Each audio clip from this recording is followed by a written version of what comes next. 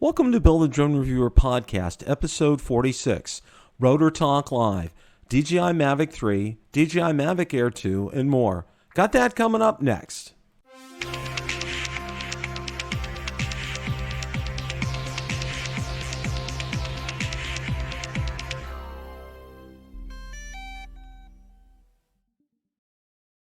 The other night on Rotor Talk Live, Marcus Crawford, Ron Braun, and I took a deep dive into looking at the possibilities regarding the DJI Mavic 3, the DJI Mavic Air 2, and the DJI Matrice 300 and more. Let's listen to this broadcast in its entirety. Good evening. Welcome everyone to Rotor Talk Live Season 3, Episode 3. Mr. Ron Braun, how are you this evening? Doing well, Bill. It's chilly. It's cold here at the Jersey Shore. I don't think we got to freezing today. We had some wind, so it really felt cold. And I'm dealing with a little bit of a head cold, but I'm doing better than most people, anyways. But I did get up to some bad news this morning. I had an email waiting for me on the shipment status of my Zino 2. But what did that email say? We all got it. I think we all got the same email. Yeah, basically it said that nothing's going to be shipping out until after the end of the Chinese New Year period, which is going to last for, it says it's going to start the 23rd and last for about 10 days. So I'm taking a wild guess now that, let's see, today's the 21st. You probably got a 50-50 chance at best of having your Zino 2 February 21st. So on that note, I'm going to throw it over to my partner in crime, Marcus Crawford. How are you tonight? Pretty good, Ron. So I'm just getting over that cold that it sounds like you're just getting started with. I've had this cold for 3 weeks. It just changes a little bit every day. Yeah. Well, I'm finally feeling like a human being again. But so today, I finally got out my camera and made a new video. Now, unfortunately, we do not have flying weather here. It's been raining. Temperature's not too bad in the 40s, but rain every day, so difficult to get the drones out. But what I did do, and I know I'm behind on it because I was at CES and then kind of down with a cold, but I finally did my update to that firmware 0400 on the Mavic Mini. So I filmed the whole update process and walked through all the changes there. So hopefully I'll get that thing edited and get it published soon. And what's the highlights of that firmware update? What does it bring to the Mavic Mini that we didn't have before? Funny you should mention that. I do have a piece of paper. So, of course, the big one is unlocking geozones, right? The blue geozones. And then they added a feature to disable takeoff when GPS is weak and when you don't have good light. So obviously the drone would be in ATTI mode then. And if you think about it, that makes sense for a drone like this because it's a starter drone for a lot of people. And they may not know how to handle that if that happens. And then they also did the same thing. If it needs a compass calibration and you don't have decent light, it's not going to take off either. And it's going to prompt you to do a compass calibration, and makes sense for exactly the same reasons. Now, they adjusted the flight altitude and distance in payload mode. Now, I did a lot of research, and I don't know if you guys know, and I'll bet you Lauren knows in the chat here, but I don't know what they changed it from what to what. I have no idea.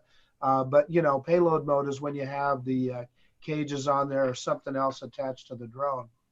And then they add another one that I did some research and I couldn't figure out was they added a warning prompt for battery cycles. And I'll bet you Lauren knows what that one is too. But I did some research and I couldn't figure that out. But they also reduced the noise during self-diagnostics and powering up, like it was noisy to begin with. I'm not sure. And then they fixed an issue where linking was abnormal in some regions. So I presume there were places that they had problems linking the RC to the bird. But yeah, other than that, and of course we had a couple of firmware, app updates. We're up to 1.0.6 now on both iOS and Android. So those are the highlights, Ron. Thank you for that, Marcus. I'm not sure whether I've done the firmware update yet. Bill, have you did the firmware update to your Mavic Mini? No, I have not. And, I'm glad Marcus kind of enlightened all of us, because it was a big mystery at first when they came out with it. What all was it entailing? Nobody really was talking about it at all. And I'm like, okay, why isn't anybody talking about it? Because it's been like the Mavic Mini, bar all the drone talk from CES, has been the most talked about drone the last couple of months. And why isn't anybody talking about the update? Well, I am glad Marcus enlightened us tonight. And I think that's going to be one of the things that's going to be on my agenda for tomorrow to do. However, flying may be another issue, because tomorrow here it's going to be not so sunny Florida. We're going to wake up to frost tomorrow morning here. And is so eloquently put by my great friend on Twitter, Ken Dono, Original Dobo, Florida, you're drunk. Okay. That's the best analogy that I've heard. Okay. Oh. And Ken always can nail it, and he nailed it right there. Big time. Okay. Some of the other things is I do have some updates on some things about CES. I know we're still, CES was over a little bit ago, but I did get some word. We're probably a few months out from seeing the Evolve 2. Okay. I did get some information on that today. So stay tuned. As soon as I do get more information on that, they still are taking pre-orders. However, it is going to still be a few months out. So kind of bear with them on this. I think, they've done their homework, and I'm anxious to see, when it gets in reviewers' hands, what it's going to look like. Bill, what is the cost of the pre-order? The cost of the pre-order, I think it was, I'm trying to remember,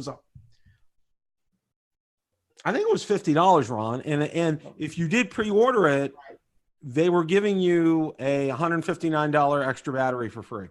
Nice. Now, Bill, is it true you can upgrade from the Evolve 1 if you have the Evolve 1?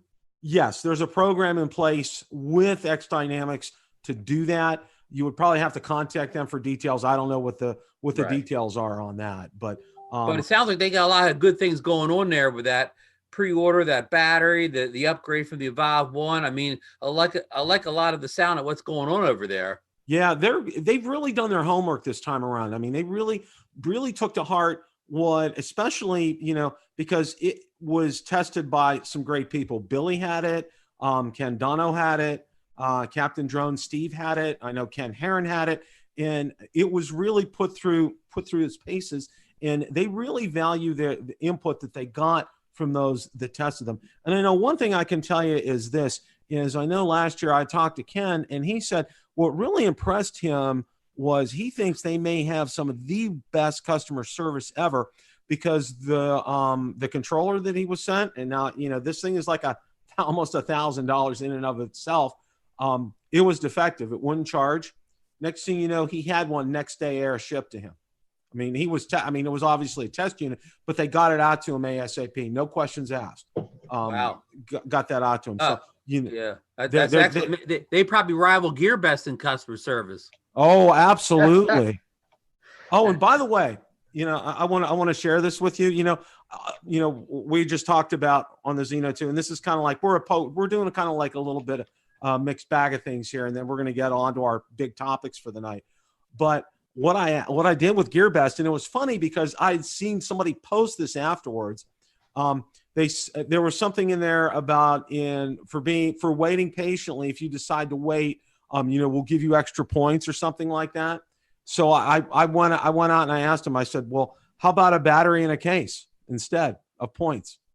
And well, obviously, I'm not going to hear back until after the Chinese New Year is over. But hey, it doesn't hurt to ask. That's the squeaky wheel, Bill. That's right. So if everybody that pre-ordered a Zino 2 gets an extra battery in a case, it's Bill the Drone Reviewer they can thank for that. That's right. And we'll give you where you could send the money to his fund.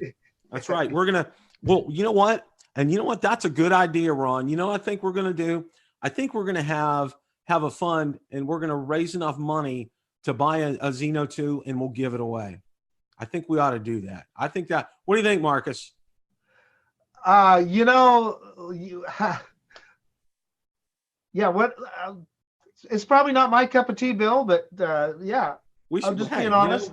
We'll explore that. We'll explore Okay. that. Let me welcome some of the people here tonight. SCX Extra, SCS is here. Lauren's here tonight. Don's here.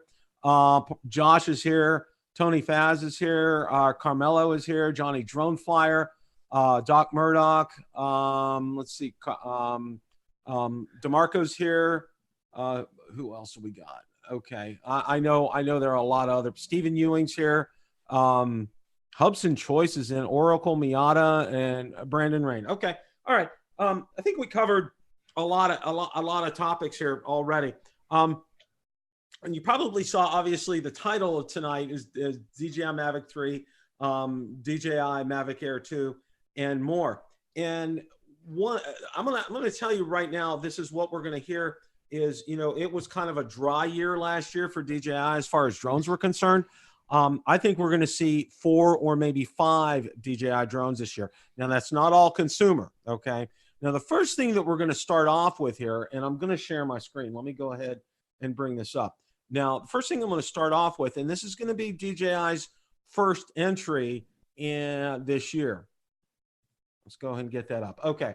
DJI Matrice 300 specifications and ZenMuse H20 hybrid thermal camera. Now, this was reported to Drone DJ, Hey Castellou, and if you're not aware and you're not as familiar with the Matrice series, okay, these are probably most typically used. This is very popular with like law enforcement, search and rescue. It's also popular for line inspections, industrial type of applications. But a couple of the things that, and I'm going to go ahead, there'll be a link to the article in this description. Now, one of the things that it did improve upon, they were talking about, is in terms of, let's go ahead and take a look here. I know it's talked about it here. Okay, the battery and the waterproofing system, they had some issues with that, and they did definitely improve that. There is definitely it's IP44 here. They're talking about 50 minutes of flight time with a maximum payload. There's also a new thermal camera with it, and all the specs are here. So, and obviously, when you're talking about something like this, you're probably looking $30,000, kind of a range, as far as that's concerned. But I think this is great. This is a step up from the 200 series. The 200 series had some issues, especially with the battery and getting wet, and they had some actually falling out of the sky. I know I'd seen some articles about that. So that's going to be good for DJI, because I think that's a good seller for them, and I think it's going to do very well. Gentlemen, what are your thoughts about this? I'll let Marcus go first. Yeah, I mean, it sure is intriguing. You look at that 50-minute flight time. I mean, that's a whole nother class of drones that is honestly well beyond my experience. But when you talk about payload and the things that they can do with those things, it's fascinating stuff. I mean, Bill, those are a drone like that is like a $20,000 drone, right, or more? Yeah, you're probably, by the time you get that thermal camera and system on there, you're probably looking about 30 grand. Yeah. I got to be honest with you, Bill. I don't really follow the enterprise drone market, so I don't know how these specs compare to the old one, because I just want to be brutally honest here. I don't follow it that close. I mean, it sounds amazing. I'm sure if I was an enterprise, a 107 licensed pilot, and made money enterprise, I'm sure this would be right up my alley. But as a consumer flyer, it doesn't really. I just don't pay much attention to it, but it looks impressive. No, no, that's good, Ron. No, I think it's worthy of note. This is going to be, apparently, from what I'm hearing, end of February is when this is going to be released. So when there's more information, I'm gonna put some information out there about this. But this is like I said, this is a great drone for law enforcement, first responders, and industrial type applications. So stay tuned. When we get some more information about that, we're going to pass this on. Can I ask one quick question before we move on, Bill, about the enterprise drones from DJI? Yes. Do they ship on time, or are they late like the consumer drones to market? No, they're very much on time. That's one thing that I can say. So, Marcus. Okay, thank you. Hey, Bill, I just wanted to point out Lauren's comment there about the problem with that DB60 battery is not welcome on aircraft. Right. That is very true. You have to see, and that's one of the problems with the Matrice series, is being able to transport them on aircraft. And right now, with the Matrice 200 series, you really can't. So it's like, it's, getting them from point A to point B, more often than not has to be by ground, unfortunately, because and Stephen Ewing also had, I think, a very pertinent comment there too. I'll let you read it. Okay. Plus the deed release for your house. Yeah, pretty much. That's Stephen. That was kind of spot on here. Bill, right, did we get many people in chat to have the Matrice series of drones? That have them and use them. I've only seen it once. Well, actually, I've seen it a couple of times. Once when I was down in Florida Drone Supply, I got to see it, and these drones are very impressive. I mean, it's. And they're big. I mean, they're really big. They're, when you look at the picture, I mean, it kind of looks a little deceiving, like it's the size of a Phantom 4. It's not. It's way bigger than a Phantom 4. I mean, these things are very big.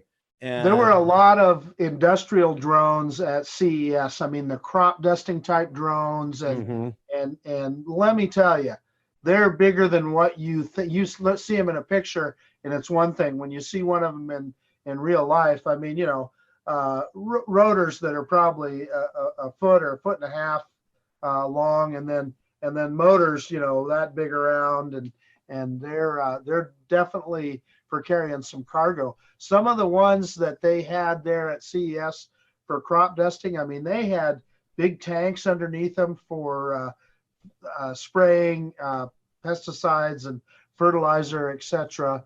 It's heavy duty stuff. And the cool thing about some of it, at least, and I'm not an expert by any means, but just some of the stuff that I saw at CES is you can automate so much of it. They can send them out there. They can actually look for weeds and spray individual weeds, and it's amazing the stuff that they can do with them. Yeah, and we're gonna get to the heart of the matter here. In a second, we're going to talk about the Mavic Air 2. Now, this is probably going to be the next drone to come from DJI. All right. And, and we'll get into that in a minute. Now, Marcus, you had a Mavic Air, right? I did. Yeah. Okay. All right. Well, one of the things, I want to talk about some of the pain points of the original Mavic Air first before we talk about the two. Number one is it sounding like a frickin' hornet's nest. Okay. I don't know anybody who doesn't say that it sounds like a hornet's nest, and it's just loud. I mean, it's just in your face. Okay. That was probably the first thing. The second thing was the range of the Mavic Air. All right. Now, I did not experience, and a lot of people experienced some connectivity issues with the Mavic Air. I know I did not, in my testing, I had it for 2 weeks. I did not experience any connectivity issues with the Mavic Air. How about you, Marcus? No, neither did I. But let me add that I don't think I ever really flew it that far. Of the people that were talking about connection issues, I never took it out that far. But it was an awesome piece of equipment. Took amazing video. It had the full DJI bag of tricks, all the automated flight modes, etc. The only downside I could say about that drone was the noise. That was it. I loved the thing, and honestly, the only reason that I sold it was because the Mavic 2 came out. Okay. Bill, wasn't that the first DJI drone to have APAS on it? Yes, that is correct, Ron. That's a very good point. And that was, that was unheard of at this point on a consumer drone. Having that type of a system on it, and actually watching the video. Now, when it premiered in January 2017, maybe, I'm trying to get the date right. It may have been 2018. Yeah, January 2018 when it appeared. I was mesmerized watching that video. I watched it several times over, watching that. And when I had a chance to test that out, I set up 2 garbage cans out in the front, and I flew straight towards one, and it leapfrogged over one, and I flew to the other one, and it went to the side on that one, and then it continued going, and that just blew my mind. I mean, it just was, seeing how that system works and being able to test that and getting that was incredible.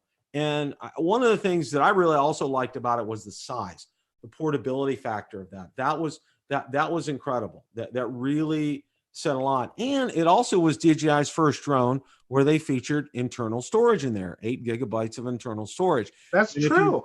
And if you remember, okay, and I posted a video because the original gentleman was asked to take his down, but he let me copy it and repost it. Was they had actually, the drone that he got in internal storage, was recording, and it was recording in the DJI factory. So it recorded about 2 or 3 minutes inside of one of the factories in Shenzhen where they were making the Mavic Air. So everybody was scrambling when they get their Mavic Airs to look on internal storage to see if there's anything in there. A lot of people did that at that point in time.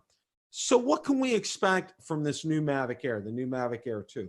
I would say some of the things, we're going to see a better camera, probably with an Umbrella processor, okay?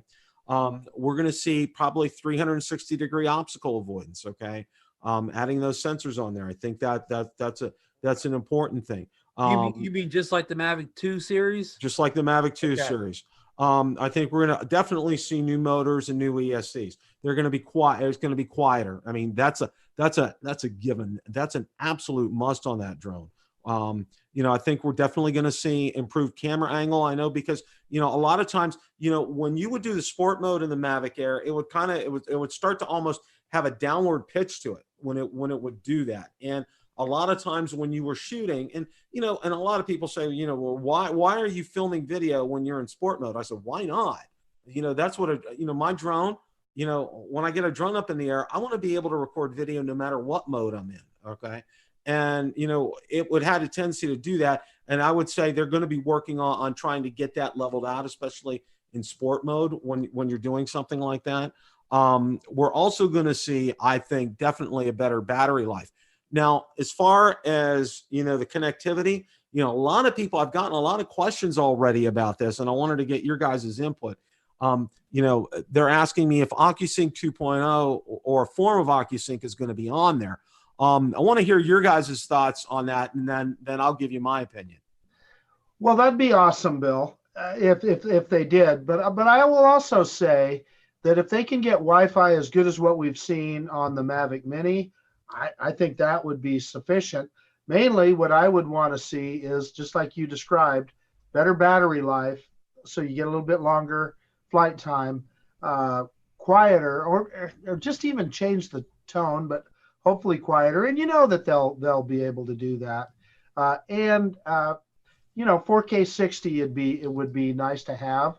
360 obstacle avoidance would be nice to have, but I don't know that is an absolute must. I would say that the biggest thing, and one of the commenters, Scott Nadu, was asking about price. I don't know what that's going to be, but I think price is important. It's going to need to hit that, I'm going to say, under $1,000, between $800 and $900, and it will be a home run. If they kick it up into the over 1,000, it's going to be a tougher sell. I agree. Marcus makes a great point. If they add OcuSync 2 to this drone and they bump the price up to $11.99, $12.99, and it pushes close to the price of the Mavic 2 series and the Mavic 3 series, they'll be coming later on. that's probably not a good it's probably not a good selling strategy for them.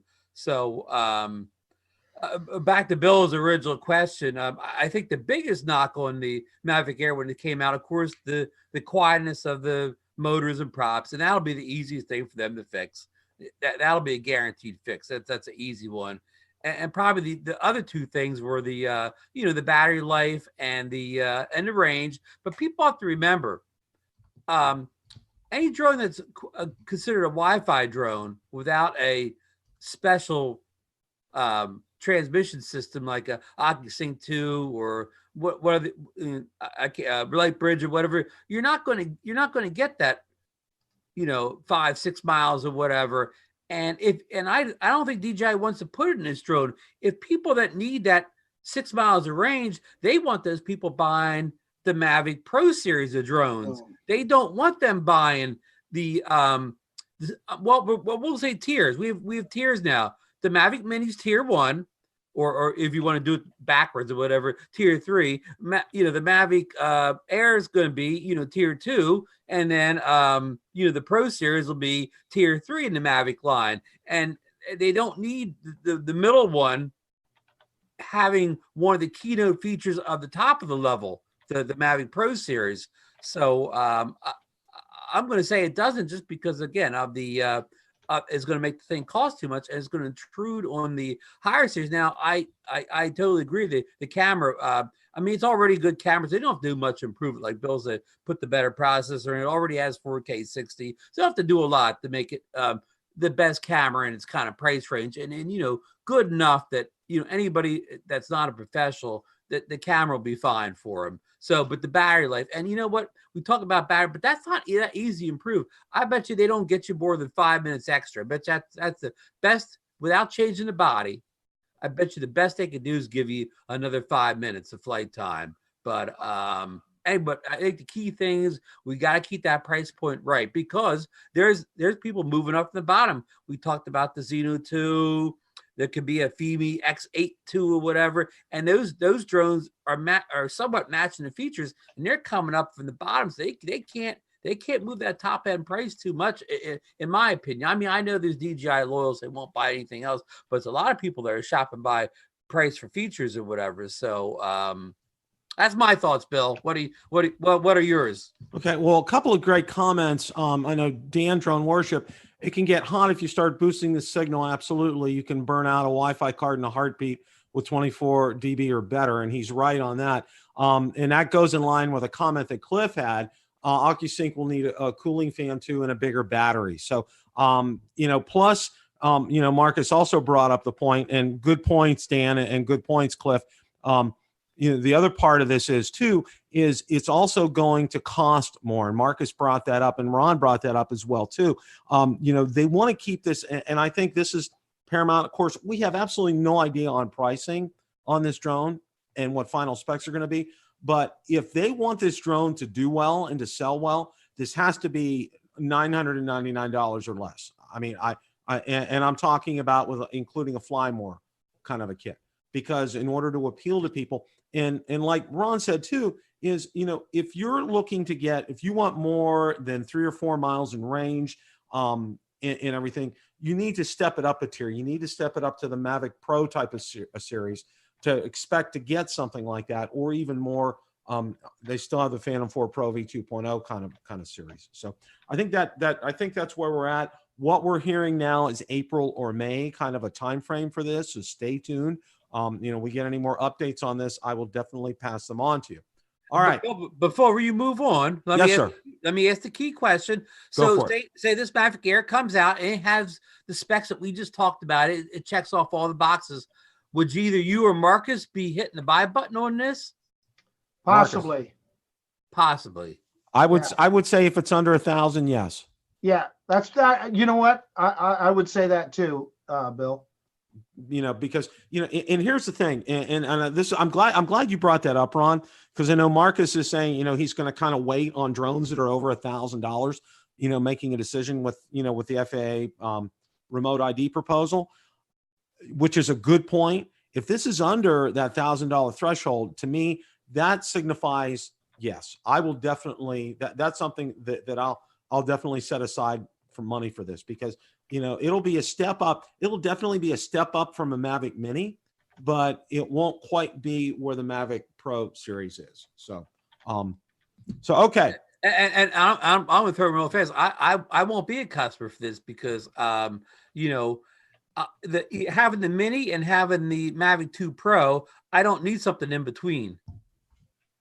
Right. I really don't. If I really want to get the best photo and video quality I can, the Mavic 2's going with me. If I'm just casually flying, the Mavic Mini's going with me. I don't really need something that's kind of in between. Just my thoughts. Absolutely. Bill, sorry, I cut your. No. We're gonna segue to the drone that everybody wants to know more about, is the Mavic 3. Ooh. Now, originally, and you know, I'll kind of go back to maybe a little bit of history here. You know, it was originally scheduled to be at the end of January, right? And a couple of things have changed. It pushed back that date to summertime. Okay. And we'll go over the first thing. Now, the first thing is Skydio 2. And DJI saw Skydio 2 come out, and they said, time out here. You know, we need to beef up the obstacle avoidance on the Mavic series here. So that's one of the things that they took notice of. But something they took even more notice of, and it sent a lot of shockwaves through their headquarters in Shenzhen, is the Evo 2. All right. With the 8K and the 6K with a 1-inch sensor. The thermal, not so much, but those other two, yeah. And they are in a very affordable type of a price range for consumers at $14.99 and $17.99. So, you know, it really kind of had a lot of reverberations. And DJI says, you know, we need to take a step back here. We need to take a look at this. And, you know, one of the things that right out of the gate that impressed me with the Mavic 2 Pro was the quality of that camera. And Ron saw it firsthand before he had his, when we were at North Reddington Beach.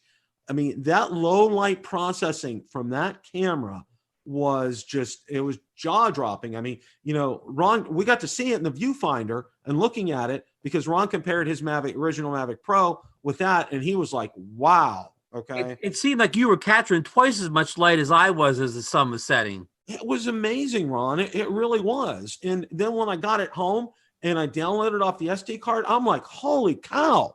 You know, the light was just, it was just insane. It was just so awesome. It really was. I can't describe it. I mean, we were on that beach until it was almost dark. Yeah. I mean, we pushed the outer edge of the envelope as far as FAA rules are concerned, but you know, we were still legal when we were flying, but the amount of light that sensor lets in the Mavic 2 Pro was off the charts here. So, you know, one of the things that I can say is this, all right, we're definitely going to see with the Mavic 3, you know, and I want to get your guys' thoughts on this too. In fact, you know what, let's go to you guys first and get your thoughts on what you think you're going to see on the Mavic 3. Well, do you want me to start, Ron? You go right ahead, Marcus.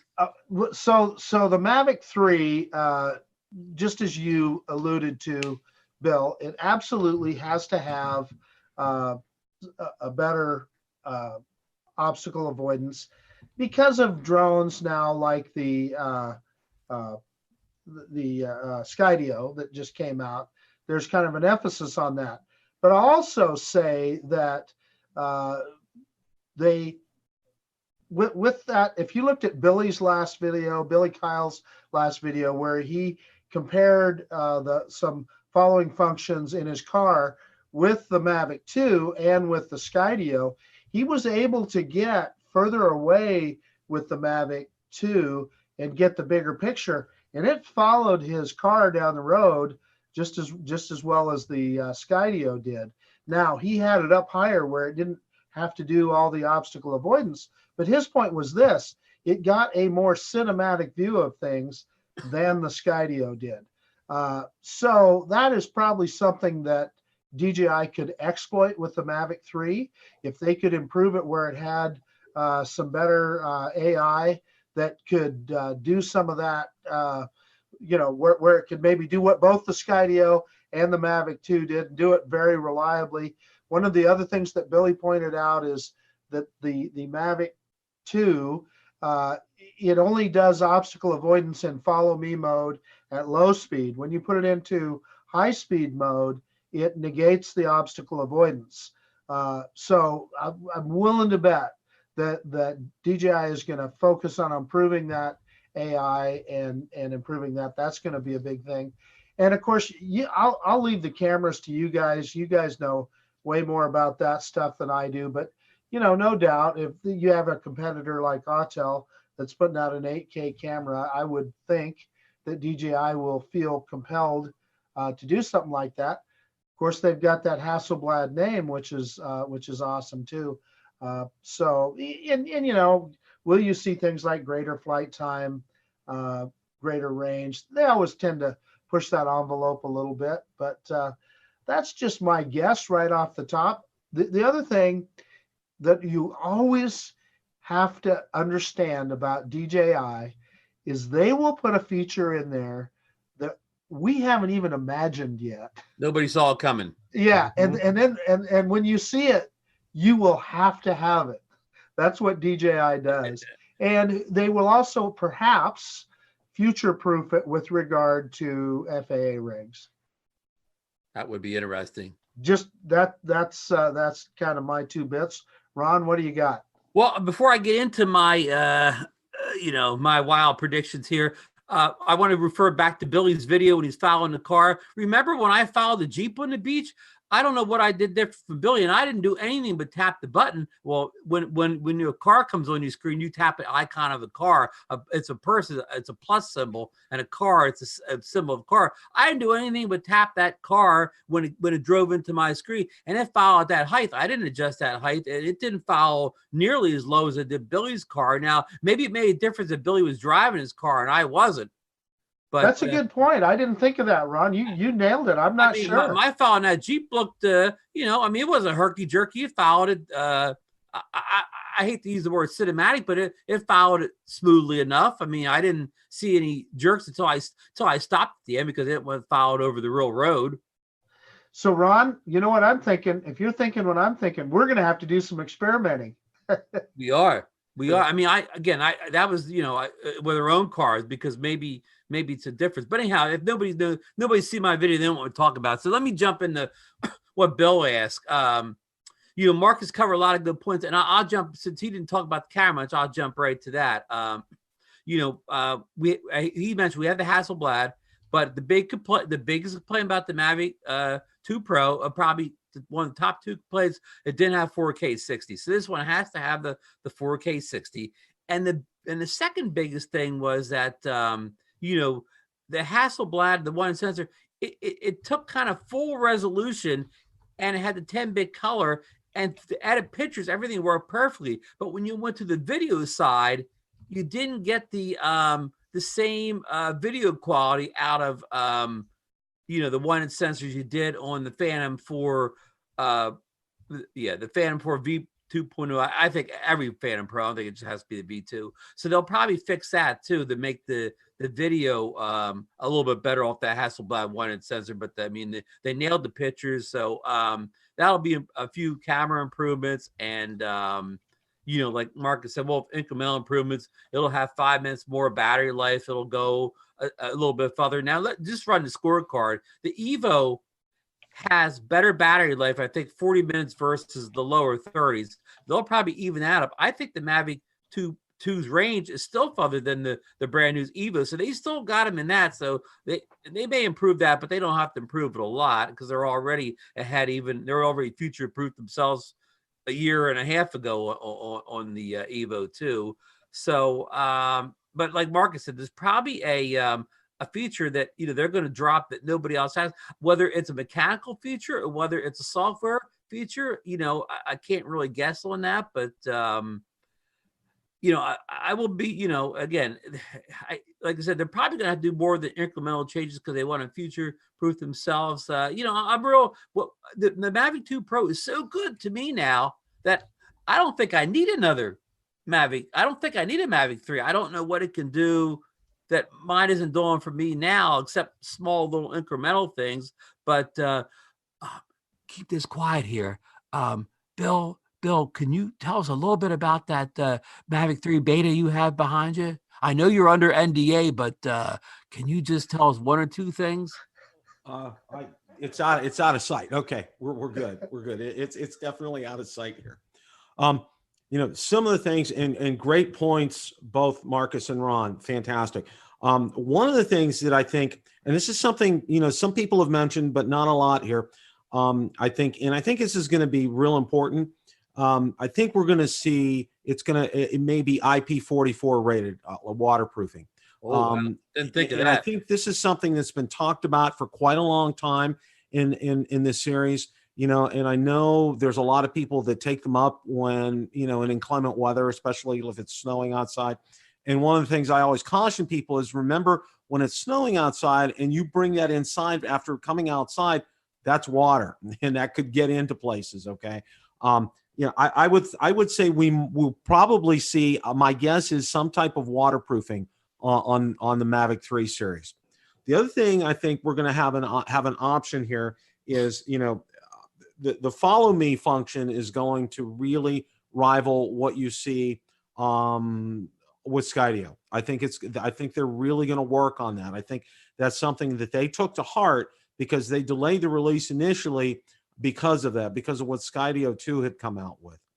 And I also think too, what you're going to see is, and I don't know if it was Ron or Marcus mentioned, Billy had talked about, getting all the obstacle sensors on or only in certain modes. I think we're going to see more availability to turn all of those obstacle sensors on, say if we're like flying, maybe in different modes. I think there'll be options to be able to do that because I think, if you buy a drone with 360-degree obstacle avoidance and it's only available in certain modes, okay, that kind of defeats the purpose of it. All right. Hey, Bill, can I insert on that point? Go for it. A minute? Go for it. Well, I wanted to get it while you were talking about it, and that is, we all know that there's times that we want to get really close to something and we don't want that obstacle avoidance. And one of the things that I did is on the bottom of the remote where you have the buttons you can program. I programmed one of those to turn off obstacle avoidance on my Mavic 2, just in those instances when you're trying to sneak up on something. Okay. And obviously you're really flying the drone at that point and being very careful. Right. Just a point to make. That is an excellent point there. And I think one of the things that we're going to see, obviously we're going to see and I'll call it a quantum leap, so to speak, is in the camera. All right.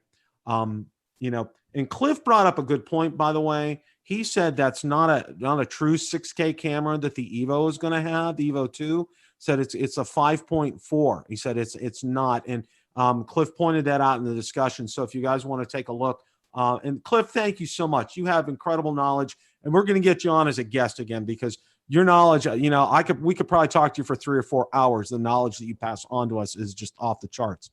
Anyway, getting back to that, the camera. Okay. Now, one of the things that everybody talked about was, 4K, 60 frames per second. All right. What's on, I have that on the Phantom 4 Pro V2.0. I think we're definitely going to see that. I think we're definitely, we may see an increment up to maybe like a 6K or an 8K options available to do that with 1-inch sensors. But I would say this, expect to pay a premium type of price. And I'm going to say it's going to be more than the Evo 2 type of price to get that kind of processing. And I know we covered, in detail, and I've done some videos and we've talked about it here at length, Ron and Marcus and I, about the, constraints of shooting in 6K and shooting in 8K and watching it and everything. So, a lot of that, we're not going to go there right now. But I'm going to say you're going to see a definite improvement as far as the camera is concerned, because what would it be, without them, initially you're definitely going to see 4K 60 frames per second. I would say you're definitely going to see probably another option for maybe a 6K with a 1-inch and maybe an 8K with a 1-inch. Okay. That would just blow everybody out of the water if they would do something like that. Now, one of the other things, and just some basic things. I think runtime is going to be improved. I think we're gonna see better runtime as far as that's concerned. I think one of the other things that we're also going to see too is, we're talking about, a surprise, something that, and Marcus put it so well. Some DJI thinks ahead of you. It's something that you wouldn't even think of to want, and they get you to want it. Okay, it's something that they do really well, and who knows what that's going to be. But I think they always do very well at being able to give us something that when it comes out, we want it. Okay, because after we saw it, it's just like, you got to have it. It's like one of those things. What's that going to be? I don't know. Okay, I don't have an answer for that. But I think they're working furiously on this right now, and I think, the more patience that we have with getting a Mavic 3 out to market, I think the better that drone is going to be. And I think DJI has definitely learned its lesson as far as releasing drones. And I'll go back to when the original Mavic Pro was released. If you remember, in October 2016, that was a big pain point for a lot of people. A lot of people didn't get theirs until December or January. I ended up ordering mine in January, and I got it the next day because they were in stock, believe it or not. And, when the Mavic 2 release came out, because I know Marcus ordered his, got his right away. I ordered mine, got mine in 6 or 7 days. I mean, there was no delays. One thing that they did, however, is, they learned from that. They acquired more distribution centers on the East Coast, Southeast, Midwest, not just in California. So they're able to get product quicker in the hands of consumers as far as that's concerned. Bill, can I ask you a question at this point? Yes, you can. This would be called the Ask Bill portion show, and I'm gonna give you a 2-part question. You can answer which either one you want first. Okay. Do you think that DJI will follow the same path as Autel did and have removable cameras on the Mavic 3? And the second part of the question is, if none of the new Mavic 3s have a zoom camera in them, will they keep the Mavic 2 zoom in the line as it is for somebody that wants to zoom? I mean, they'll discontinue the 2 Pro when they come out with a 1-3, but will they keep that Mavic 2 zoom in the line if they don't make a 3 zoom? Good questions, Ron. First of all, yes, they are definitely going to have interchangeable cameras. I mean, the Evo 2 by itself, that what you see right there, for the 3 models, it's not going to change. The physical body itself, the battery, the propellers, ESCs, components, everything's going to be the same. And DJI is going to follow suit. They're going to do the same thing. It's going to be user serviceable, meaning just like as Rick Smith did on his video, blindfolded, change the camera out. I mean, it's going to be very simple to do that in a very easy process. Pricing of those cameras, that's a whole nother story as far as that's concerned. And that's a good question about the zoom, Ron. And I think just to digress just for a second, the whole reason that the zoom camera came into existence was because of a drone that you and Marcus have, the Anafi. Okay. DJI saw it had a zoom camera out there, and they were ready to go. And because the original release was the middle of July in 2018. In fact, it was right around my birthday. And then they postponed it till the end of August. And the reason it was postponed was because of the Anafi coming out. And they wanted to get a zoom camera. And their answer was the Mavic 2 Zoom. All right. What are they going to have? Ron, I think they're going to have a camera module out there for that. I think, when the Mavic 2 line is done, it's done. It'll still sell. People will still buy them right now. There's still a sale going on through the 31st, and there's some great prices out there right now. So if you're interested, definitely go out there and take a look. But I think when we see the Mavic 3, we'll probably call it a Mavic 3 Pro, and with camera module options. And I think the zoom will be a camera module option. I think that's definitely something that we will see as far as that's concerned. Yeah. And just to finish up a little bit, we're talking about these removable cameras and maybe explain why that's a good thing for the consumer. Like if you start off with just a consumer, and at some point you decide to get your Part 107 and fly commercially, then you don't have to go out and get a whole nother drone that has the heat sensing FLIR type camera. You could just upgrade what you already have, and that would be a big boom to consumers who are going from hobby to pro. Wouldn't you agree, Bill? Oh, absolutely. Rather than go out and get a whole new drone system, when you don't need a new drone, you just need the drone you have to have the camera on. You're already familiar with flying your current drone. Hey, Bill and Ron, just to touch on something that you talked about a few minutes ago, Bill, with regard to still the obviously the Mavic 2 is still an amazing drone. And if you want to buy a drone, you can get a great buy on one. And trust me, it takes amazing video. Ken Herron just did a video, maybe it was today or yesterday, where he compared some video that he took with his Phantom 2 and then his Phantom 4 V2.0. And yes, you could tell a difference, but was the difference so huge that it blew your mind? Not so much. And that was the point that he was making is, get the drone that you can afford now. You're still going to really enjoy the video that it produces. Absolutely. Right. I mean, there was an important thing, even for an older drone, that it was stable, right. and that too, he had the one with, the 3-axis gimbal, and it was stable. A drone from 3-4 years ago with stabilized video still was good video. It's just that the older drones, before they put in stabilization, they're the ones you don't want to go back and look at anymore. Right. Just to kind of close things up here, there's a lot of great comments in there tonight. So suggest you guys kind of go through the chat again. I know there's, Cliff brought up a lot of things, and Cliff, I'm gonna email you, and we're gonna get you on soon. Okay, I definitely want to do that. All right, what else are we gonna see in 2020 from DJI? All right, one of the things, and this hasn't been talked about a lot, but it's been very much rumored.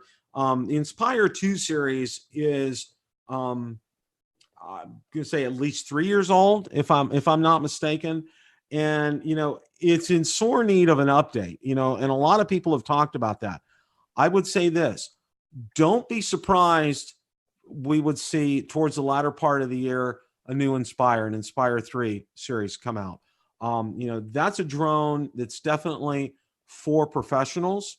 That's a drone. Definitely, you definitely need, if you're going to look to equip yourself with that kind of a drone, you're probably going to spend upwards of about $10,000 by the time you get batteries, different camera options, a case that's as big as probably some of your cars to fit it in.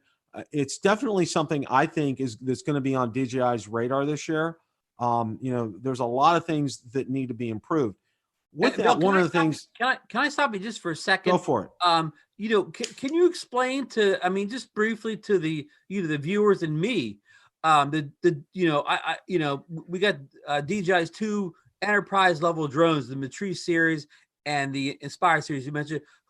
What's the difference? Who is the Matrice for, and who is the Inspire for? I would say, as far as the Matrice series is concerned, Ron, you're going to see. I would say the Matrice series is for first responders, firefighters, industrial type of applications. I think that is going to fit itself very well. It's been shown to be extremely useful in search and rescue and looking for lost and found people with that thermal camera. The thermal camera that's on there, right, that they're coming out with is a step above what they have out there now, and what they have out there now is fantastic. What you're going to see the Inspire 2 or the Inspire 3 series, that's going to be for professional filmmakers. All right. The Inspire 2 is a very fast drone. It's very agile. But one of the things that I found out, and this was real interesting, and I'm going to go back to Billy and Ken did an unboxing of the Billy's Inspire 2. It was real interesting. One of the things that I found out, and I didn't know until Billy talked about it, was updating the firmware on the Inspire 2. It's kind of, I don't want to call it like the original Zino, but it's more than just you're updating the controller and updating the drone itself. There are different firmware updates for different parts of the Inspire 2. For example, when you get an Inspire 2, you get not one but two controllers. Okay, the second controller is for someone to control the camera. So both of those are going to need to be updated. There's updates for the battery. There's updates for I'm not 100% familiar, but remember, there's a landing gear system on the Inspire 2. The battery system that's on there does have battery warmers on there. So, it's a lot different than just what you see with your, the drones that we're used to. So I would say the Inspire 3 is something that we're going to see towards the latter part of the year, because it's been really talked about. And I think a lot of people, and probably at that point in time when they come out with it, you probably get a great deal on an Inspire 2. One of the other things is the DJI, there's probably going to be, you're probably going to see some agricultural drones that come out. I know Marcus had talked about that earlier when he was with it at CES. That's done very well for DJI. And the programming capabilities of some of these agricultural drones are off the charts, and being able to do things that even crop dusters couldn't be able to do. And it's all going to be done autonomously. And be able to program it with artificial intelligence. It's just off the charts as far as that's concerned. Now, they also talked about, and this was something, a drone that is on the drawing board right now. Whether or not we see it in 2020 or 2021, that remains to be seen. But there is talk that DJI is coming up with something new in the consumer space. What it is, there's been absolutely no discussion. That is about all that I know, that they're working on something. There's something on the drawing board. Where they're trying to fit something, I have absolutely no idea. And I know people are going to say, the Phantom 5. And I said, I say the Phantom 5 line is, the Phantom 5 was something that was once a thought, but it's not a thought anymore. I think when the Phantom 4 Pro V2.0, when it reaches its end of sales life, I think that's it as far as the Phantom series is concerned. But our good friend Rick Smith said the opposite. He sees a Phantom 5 coming out sometime. So who knows as far as that's concerned. Gentlemen, your thoughts on like an Inspire 3 and some of the other things that DJI might come out with? Well, the first thing I thought of, Bill, when you started talking about the Inspire, it made me remember what Billy was telling me, that Inspire would fly at about 60 miles an hour. Let me tell you, if they would come up with a Mavic that would fly that fast, I love speed on a drone. And when you're kind of in some of the wide open areas that I'm at, having a drone that could fly at those kind of speeds would be awesome. So I just thought I would throw that out there as another point for what, for a future Mavic. Marcus, I got a name for that drone, the Mavic 3 Pro S, and the S stands for speed. Boom! There you go. Yeah. I cut you off. You were moving on something else. Well, just that is exciting about the Inspire 3, because I know it's nothing that I would ever deal with, but for guys like Billy Kyle and for Ken Dono that do that kind of work, I'm sure that would be that'd be a big deal to them. So, I mean, DJI, they cover the spectrum from top to bottom. I mean, if you look at that little Tello, the Tello is the best of those little fly inside your house drones, right? And all the way up their line, they make the best one of whatever that is. As far as a new product, Bill, if you were going to tell me that they're working on something new, I would be willing to guess. Of course, it's going to be camera related somehow, would be my guess. 360 is getting so popular, and then action cams, obviously now with help me with the name, Ron. Skydio? No, the new 360. It's the 360R. Yeah. That I can't think of the name of the company, but the one with the new modular little action cam. Insta 360. Insta. Yeah, Insta. Yeah. There you go. Anyway, no, there's no question that, you know, DJI won't be far behind in that technology. I mean, especially with their relationship with Hasselblad, I could absolutely see that they could build a 1-inch sensor action camera that would probably be off the charts with stabilization. Because now, you camera guys, help me. The bigger the sensor, the easier it is to get it to do electronic stabilization, right? Well, the more, like, the more Ks it shoots in. Like, say for instance, you could shoot in 4K, and then the image stabilization could take it down to 1080p, and it'll be real stable. Now, if you had an 8K camera, it could stabilize it and down to 4K, and it would look real good, but it would be in a high resolution. So, you know, the more, and that bigger sensor, of course, could get more 8K or whatever to stabilize it down to 4K. Well, my point is that I don't own one, but everything I've seen with the Osmo Action is awesome, and they are not going to let companies that Insta360 or even GoPro, for that matter, get ahead of them in that regard. So I'm quite sure we'll see something new on that front. Yeah. Good thoughts, Marcus. Well, here's one of the things that and this is what I kind of want to wrap this segment up, and then we'll get a closing thoughts here. You know, I was very intrigued. You know, I was in the chat last night, and I love Brian Singleton. He's one of my favorite people. He's as honest as the day is long, and he will tell you exactly what you don't want to hear sometimes. But he is. That's why what makes him one of my favorite people. Plus, he's from Pittsburgh. That's one of them. And also, too, my buddy Josh from Pittsburgh. Okay, I got to get these Pittsburgh guys mentioned. The Pittsburgh connection. That's right. That Pittsburgh connects. Three Rivers, the three guys here. You know, hopefully, the three of us will definitely get together in Pittsburgh sometime, because I want to do some video with those guys. Anyway, I think, and what reminded me of this was Brian's 360 on top of his Mavic Mini. Okay. And what, Marcus brought up a great point. That 360 market is just exploding right now.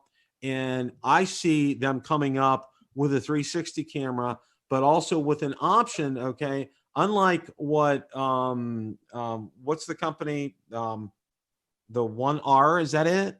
Insta360, yeah. Or Insta360. The 1R is a 1-inch sensor camera. Yeah, that one, the one that module that they had that would fit on top of the Mavic Pro and the Mavic 2. Well, the Mavic 2, it interferes with the GPS.